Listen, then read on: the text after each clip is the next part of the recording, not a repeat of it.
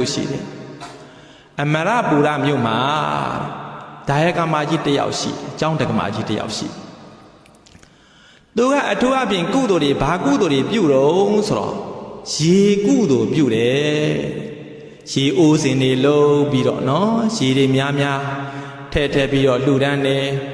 သူလှူနိုင်တဲ့နေရာတွေမှာလည်းပဲလှူဒန်းတယ်သူမလှူနိုင်တဲ့နေရာသူသွားပြီးတော့မထဲနိုင်တဲ့ပုံကိုယ်တွေနေရာမှာဆိုလို့ရှိရင်ဒီပြင်ပုံကိုယ်တွေလှုပ်ပြီးတဲ့ခိုက်တော့ရေဒီပါတွေဖြည့်ပြီးတော့လှူဒန်းတယ်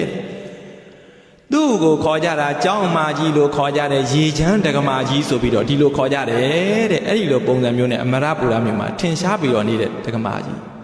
ကွယ်လွန်သွားကွယ်လွန်ပြီးတော့သွားတော့ထုံးစံအတိုင်းပေါ့လေသားတွေသမီးတွေဆွေမျိုးသားချင်းတွေတုတ်တန်မှာအလှူဒါနတွေပြုအမြအတမ်းတွေပေးဝေကြဒီနောက်ကျတော့ရက်တို့ဘာတို့လဲတဲ့ခါကျတော့လည်းပဲပင့်ပြီးတဲ့ခါကျတော့ဆရာတော်တန်ဃာတော်တွေကိုပင့်ပြီးတော့အလှူဒန်းနေလှူဒန်းကြအဲ့ဒါနဲ့ဆရာတော်ကသူကိုးကွယ်တဲ့ဆရာတော်ကတက္ကမကြီးရဲ့ရက်လေဆိုပြီးတော့စွန်းတရားဟောပြီးတော့တောင်တမန်တရားကနေပြီးတော့ပြန်ပြီးတော့လာတော်တော်လေးလည်းပဲရောက်ရောနောက်ကနေပြီးတော့တက္ကမကြီးကခေါ်တယ်တဲ့ဆရာတော်ဖျားဆရာတော်ဖျားဟာဒါဒုတက္ကမကြီးအတန်ပါလားတက္ကမကြီးဘယ်ရောက်နေတာတော့ဘယ်ဘဝရောက်နေတာတော့ဆိုအရှင်ဖျားမပြောပါနဲ့တော့ဖျားတဲ့တပည့်တော်မှာကုသိုလ်ကောင်းမှုတွေလုပ်ပြီးတော့ကုသိုလ်တွေရှိနေပါရဲ့တန်းနဲ့ကွယ်လွန်ငါနီးအခါကာလတော့ငါတဲ့သားတွေသမီးတွေကမျက်ရည်ဆက်လက်နဲ့တရှုံရှုံနဲ့ငိုကြတော့တပည့်တော်စိတ်မဖြောင့်ဘူးဖျားတဲ့အဲ့ဒီပုံစံနဲ့ကွယ်လွန်ခဲ့တော့တစေဘဝရောက်ရပါတယ်ဖျားတဲ့ဘယ်ရောက်ရတော့ကြည်သနော်ကုသိုလ်ရှိနေတဲ့ပုဂ္ဂိုလ်တောင်မှသားတွေသမီးတွေမလိမ်မာတော့မကောင်းတဲ့ဘဝမရောက်ရဘူးလားရောက်ရတယ်မကောင်းတဲ့ဘဝရောက်ရတစေဘဝရောက်ရပါတယ်ဗျာဟာဒါဆိုလို့ရှိရင်တက္ကမကြီးတဲ့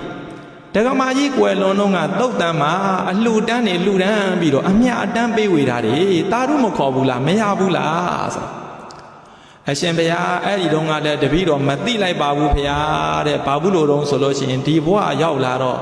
ဒီဘက်ကတဆေတွေကတဲ့နော်ရေတကွန်တောင်ပျော်စရာကောင်းတယ်သွားရအောင်ဆိုပြီးတော့တပည့်တော်ကိုညာခေါ်သွားကြတာဗျာတဲ့အဲ့ဒါကြောင့်မို့သုတ်တန်မှာအလှအတန်းလှူဒန်းပြီးတော့အမြအတန်းပေးဝေတာကိုတပည့်တော်မသိလိုက်ရပါဘူးဗျာတဲ့တာတူလည်းပဲမခေါ်လိုက်ရပါဘူးအဲ့ဒါဥစဉ်တော်တရားနာပြည့်တဲ့ဟိုဘက်ကတဆေတွေကလည်းပဲနော်ချမ်းသာတဲ့ပုဂ္ဂိုလ်များကြွယ်ဝတဲ့ပုဂ္ဂိုလ်များကွယ်လွန်ပြီးတဲ့ခါကျတော့သူတို့ဘဝများဘဝတူများရောက်လာပြီဆိုမြန်မြန်မကြွရအောင်ဆိုပြီးတော့ဒီလိုလည်းပဲလှည့်စားတတ်တယ်ဆိုတာလည်းပဲဒါသိရတယ်နော်ရေတကွန်တောင်ပြောစရာကောင်းတယ်ဆိုပြီးတော့သူ့တာတို့မခေါ်ရအောင်ညာပြီးတော့ခေါ်သွားကြတာတဲ့နော်အဲ့ဒါပြောစရာကောင်းတယ်ဆိုပြီးတော့ခေါ်သွားလို့မလို့တပည့်တော်လိုက်သွားရတယ်တဲ့အလှတန်းလှူတာလည်းပဲမသိလိုက်ရဘူးတာတို့လည်းပဲမခေါ်လိုက်ရပါဘူးတဲ့ဒီနေ့တော့အရှင်ဖျားရက်လေစွမ်းတရားဟောတာတွေကိုလည်းပဲတပည့်တော်နာကြားရပါတယ်တဲ့တပည့်တော်တာဓုအနုမောဒနာလည်းပဲပြုရပါတယ်တပည့်တော်ကောင်းရာမွန်ရာဘဝကိုရောက်တော့မှာပါဆိုပြီးတော့ဒီလိုပြောပြီးတော့အတန်ပြောက်သွားတယ်အဲ့တော့ပြောချင်တာကဟောဒီတက္ကမကြီးအလွန်တရာကုသိုလ်ကံကောင်းလို့သာနော်9ရက်လောက်ပဲမကောင်းတဲ့ဘဝမှာရောက်ရတာဟုတ်လားအဲ့တော့ပြောချင်တာကတော့အဓိကလူမမာနာနေကြတဲ့ပုံကိုယ်တွေမလိမ္မာမကျွမ်းကျင်ဘူးဆိုလို့ရှိရင်ကုသိုလ်ကံကောင်းနေတဲ့ပုံကိုယ်တွေတောင်မှမကောင်းတဲ့ဘဝမရောက်နိုင်ဘူးလားရောက်နိုင်တယ်အဲ့တော့လိမ္မာကျွမ်းကျင်မယ်ဆိုလို့ရှိရင်ရခွန်နာကလို့မုတ်ဆိုးတန်ဃာမျိုးကနေပြီးတော့သင်္ကန်းဝတ်လာတဲ့ဦးစင်းကြီးလို့မကောင်းတဲ့ဘဝရောက်ရမှာတောင်မှမိမိတို့ကနေပြီးတော့ပြုပြင်ပြီးတော့ပေးလိုက်မယ်ဆိုရင်ကောင်းရာဒုက္ခတိမရောက်ဘူးလား